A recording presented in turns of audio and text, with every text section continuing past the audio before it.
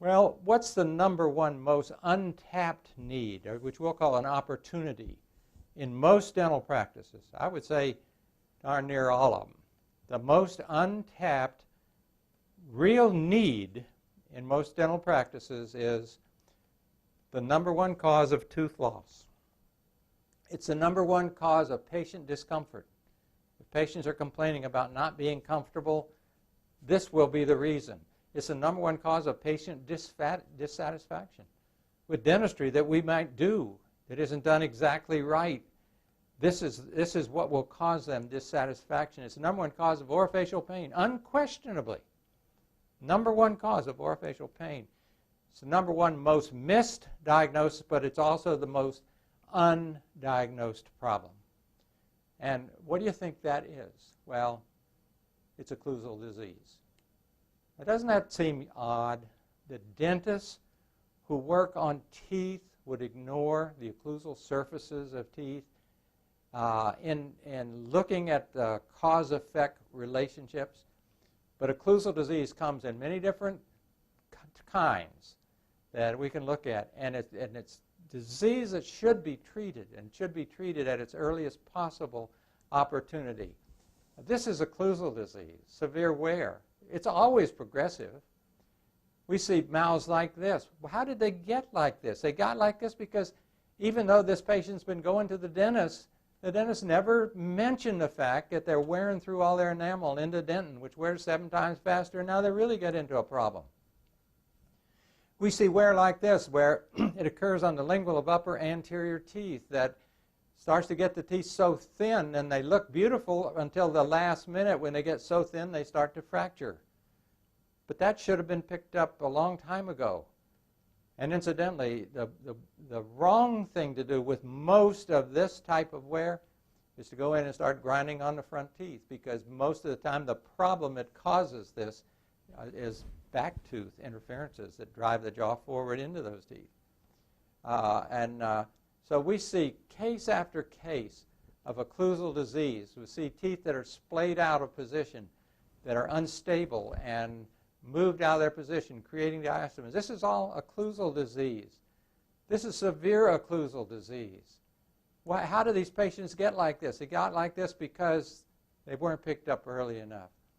Occlusal disease is when a tooth hurts because of occlusal overload. Number one cause of tooth tenderness or soreness or pain a lot of times, and that can be caused from hyperemia of the pulp, or it can be caused from inflammation of the periodontal ligament. But sore or sensitive teeth are a type of occlusal disease, one of the most common problems of occlusal disease that we see. Occlusal disease is intruded teeth that are intruded because of dentistry that's been done. This is inappropriate bite raising. Segmental bite raising will always do this, creating a stepped occlusion and drive teeth down into bone, because you can't increase the vertical dimension of occlusion without the muscle trying to regain back the proper length of muscle contraction, and it will always close that bite back down. And if you've just covered part of the occlusion, it's going to drive that down, while the teeth that, when we're not in contact, will super-erupt. So this is always a problem, but it's a dentist-caused problem. You'll never see this without a dentist having been there making the reasons for it. Certain types of TMDs, the most common type of TMD is occlusal disease. It's occlusions that are not in harmony with the joint. Occlusal disease can have a role in abfractions. We want to also point out that there's another aspect to abfractions that you don't want to miss, and that's toothpaste abrasion. And so, you know, people want to argue now that no, it's not toothpaste abrasion, it's all occlusion. And then there's never toothpaste abrasion, or it's never occlusion. No, it's both. We think that that both of these are factors. So when you look at this non-carious cervical lesions, you want to figure both of these as potential problems of toothpaste abrasion and also potential for occlusal trauma. Don't ignore either one. Well, does occlusal disease affect the periodontium?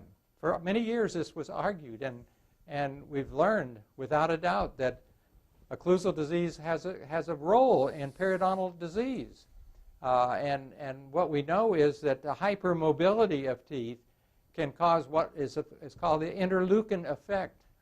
And good research studies have shown that the periodontal fibers can, the fibroblasts can convert to osteoclasts, which then destroy bone around the tooth. Now, the pocket formation is not caused from occlusal disease, but the bone loss is. You might still have a gingival attachment that's in a normal position and still have bone loss around under it. If you can get to that loose tooth before the gingival attachment breaks through into the bone loss, you can completely reverse it, and the bone will fill in. We've seen furcation involvements fill in because it had never penetrated through the gingival attachment. But the teeth would get so loose because of occlusal trauma that the bone around the tooth would break down. So if we get there before that gingival attachment breaks through, the bone will completely fill in. But that interleukin effect causes bone to break down around the root. There are excellent studies that show strong evidence in association between untreated occlusal discrepancies and the progression of periodontal disease. And we also significantly reduces the progression of periodontal disease over time to have a perfected occlusion.